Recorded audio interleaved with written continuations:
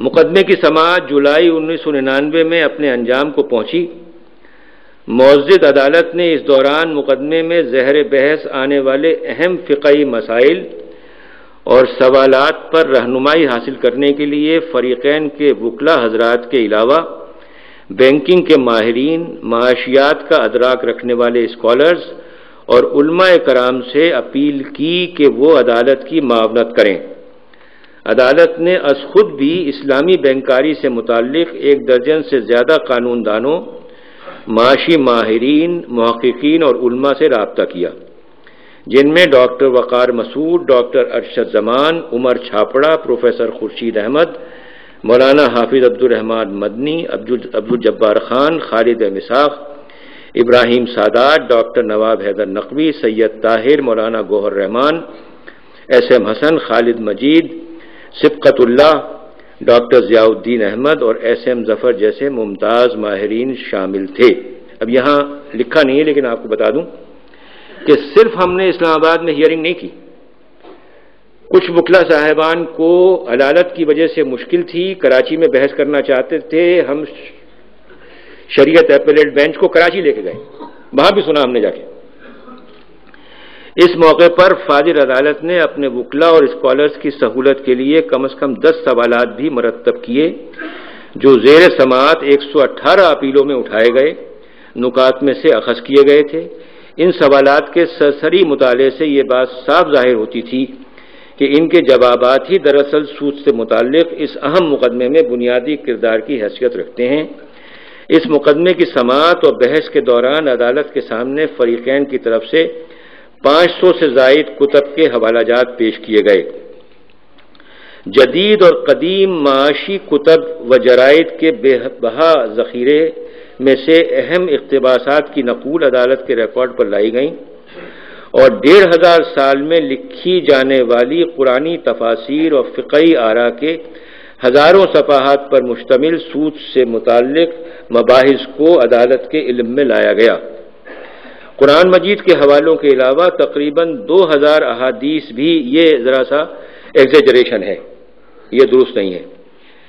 اس سارے مواد کی چھان پھٹک، عمیق مطالعے اور علماء و وکلاء کی بحث سماعت کرنے کے بعد شریعت ایپیلیٹ بینچ نے وفاقی شرعی عدالت کے فیصلے کو عمومی طور پر درست قرار دیتے ہوئے جدید بینکاری سمیت تمام دیگر سودی قوانین کو اسلام کی روشنی میں ممنوع اور حرام قرار دے دیا اور حکومت کو مزید مہلت دیتے ہوئے ہدایت جاری کی کہ وہ جون 2001 تک تمام غیر اسلامی قوانین کو تبدیل کر کے سود سے پاک کر دیں۔ تو یعنی ہم نے وقت کب تک کا دیا؟ جون 2001 تک کا وقت ان کو دیا، حالانکہ یہ وقت ذرا زیادہ تھا لیکن پھر بھی دیا۔ اب کیا ہوتا ہے؟ سب سے پہلی چیز جو کہ اس میں نہیں ہے یہ ہوئی کہ ابھی ہم نے فیصلہ ریزرو کیا ہوا تھا کہ محمود غازی صاحب جو کہ اسلامک اسکالرز میں سے 2 میں سے ایک تھے، ایک تقی عثمانی صاحب تھے، دوسرے محمود غازی صاحب تھے، وہ ایک روز ہم لوگوں کی چائے کی بریک ہوتی ہے سپریم کورٹ میں 11 سے لے کے 11:30 بجے تک،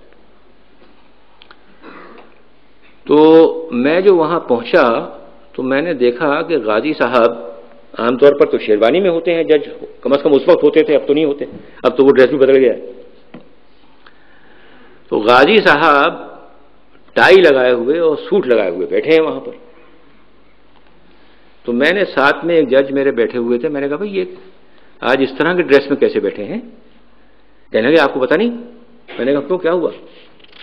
کہنے لگے بھائی یہ تو ان کو تو نیشنل سیکیورٹی کاؤنسل جو کہ کیبنٹ سے بھی بڑا ادارہ ہے اس کا ممبر مقرر کر دیا گیا ہے۔ میں نے کہا اچھا۔ خیر بہرحال وہ تھوڑے دور بیٹھے ہوئے تھے، جب ہم نکلنے لگے چائے پی کے تو میں نے غازی صاحب سے پوچھا، میں نے کہا بھائی یہ جو ہم نے فیصلہ ریزرو کیا تھا اس کا کیا بنے گا؟ آپ نے یہ عہدہ لے لیا ہے، آپ تو سپریم کورٹ کے جج کی حیثیت سے تھے۔ کہنے لگے بھائی وہ فیصلہ جو ہے وہ تو تقریباً ہو ہی گیا ہے اور میں اس کے اوپر دستخط کر دوں گا۔ میں نے کہا آپ جب جج نہیں رہیں گے تو آپ فیصلے پہ دستخط کیسے کریں گے؟ کہنے لگے اچھا تو ٹھیک ہے، پھر آپ ہی لوگ اس کو دیکھ لیجئے گا۔ تو یعنی سب سے پہلا جو عمل ہوا، اور یہ کب ہوا؟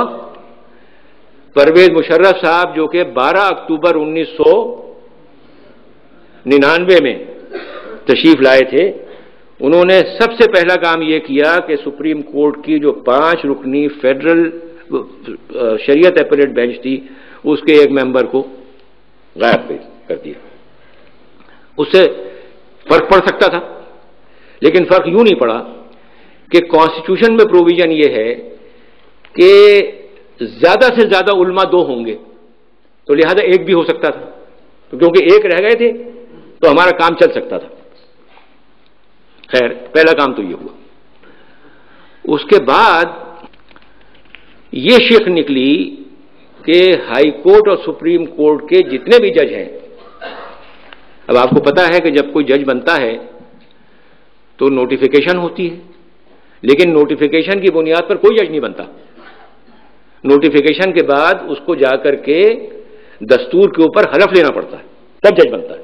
اس کی تنخواہ جب جاری ہوتی ہے، اس کی ملازمت جب شروع ہوتی ہے۔ تو یہ کہا کہ اب آپ کو ہمارا حلف لینا پڑے گا۔ پروویژنل کانسٹیٹیوشنل آرڈر PCO ایک نکالا، اس میں کوئی ایسی خاص بات نہیں تھی، اس میں یہی تھا کہ میں انصاف کروں گا، فلاں کروں گا، یہ کروں گا، وہ کروں گا۔ لیکن جس آدمی نے نکالا، اگر اس کے اوپر آپ حلف لے رہے ہیں تو آپ دراصل اس آدمی کو ایکسپٹ کر رہے ہیں۔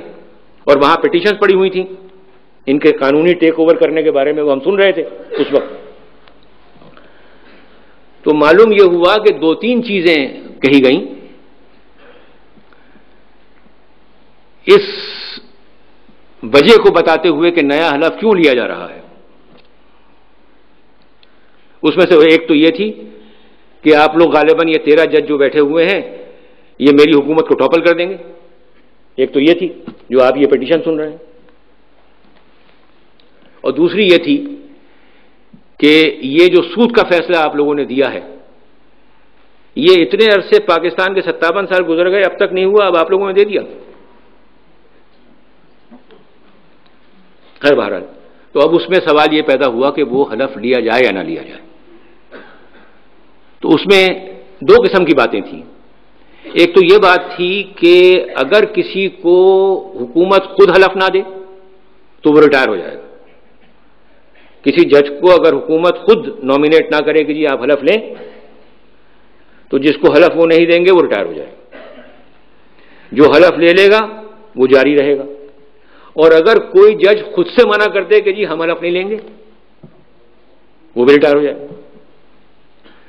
تو ہائی کورٹ میں تو کوئی جج بھی ایسا نہیں تھا، 4 ہائی کورٹ ہیں آپ کے، 4 ہائی کورٹوں میں کوئی جج بھی ایسا نہیں تھا جس نے اپنے آپ یہ کہا ہو کہ جی میں حلف نہیں لوں گا۔ یعنی کتنے افسوس کی بات ہے۔ وہ جو میں نے ہیگل والی بات پڑھی تھی، ذرا وہ ذہن میں رکھیے گا کہ اسلام کے بارے میں اور دراصل مسلمانوں کے بارے میں اس نے کیا بات کہی۔ اور ہائی کورٹوں میں اگر کوئی